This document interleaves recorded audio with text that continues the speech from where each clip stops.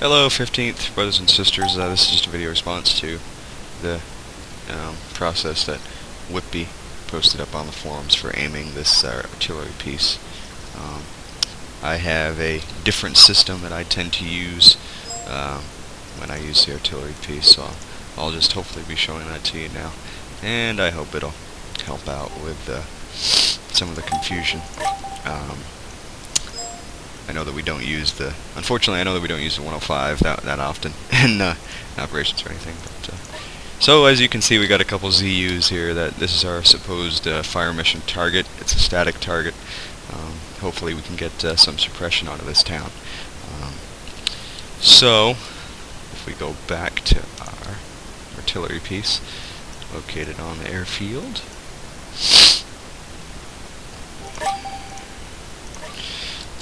okay, so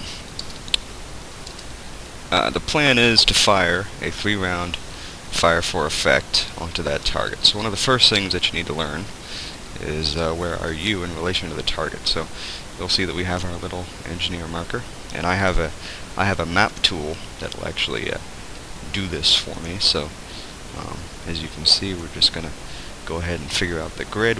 I know from experience that the grid is right here at this T intersection. So you'll see that we have a mill bearing of 6,000 mils to the target, and actually from experience I know that from this position to the target is 5.15 kilometers. I know that from experience. So we get into the gun, we'll note that we are at an orientation of 6,400 mils, which means that our deflection is 400 mils to the left. So we're going to get out and shift the gun to the left.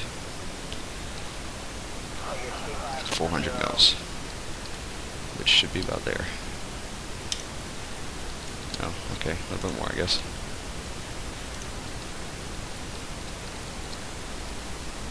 There we go. Oh, a little bit too far. Oh well. Oh, and now we're at deflection limit. What the fuck? This is the part that can actually take up the most amount of time when you're actually trying to get the gun laid. Okay, so there we go. So we're laid to a orientation of 6,000 mils, and if I look at my firing table, which I have printed out, it tells me that I need an elevation of 1151 mils.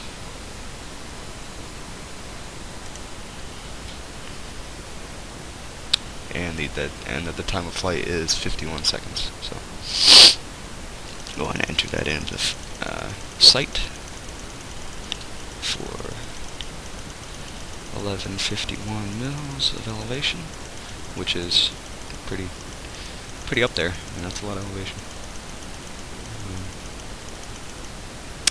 Okay, we went by 11.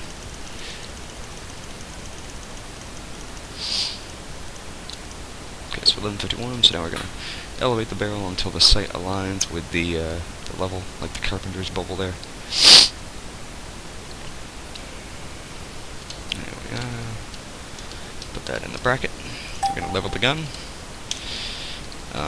My firing table also tells me that we need a charge of 5, and we are going to go with proximity. Well, I guess we'll go point detonate, because we're trying to attack your static ground target. So, alright, so here's my 3-round fire for effect. So we're going to pick up one of these rounds, carry them over the gun, and load the gun, and I'm just going to move these just so that when I get out I can easily grab them. Okay, so here we go. We'll get in with the gunner and fire.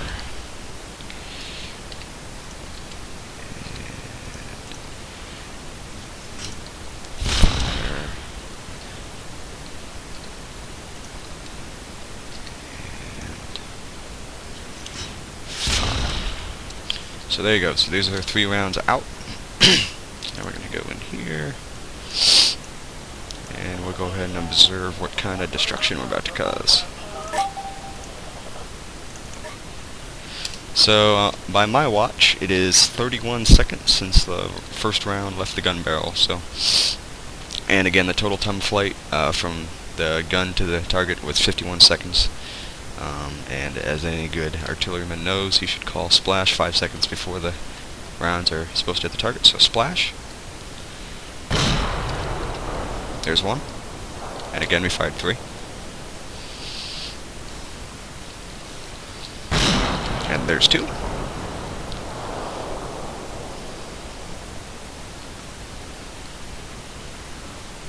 And there's 3. And that one actually hurt me. The 105mm has a pretty huge injuring radius. I think it's like out to 200 meters for shrapnel.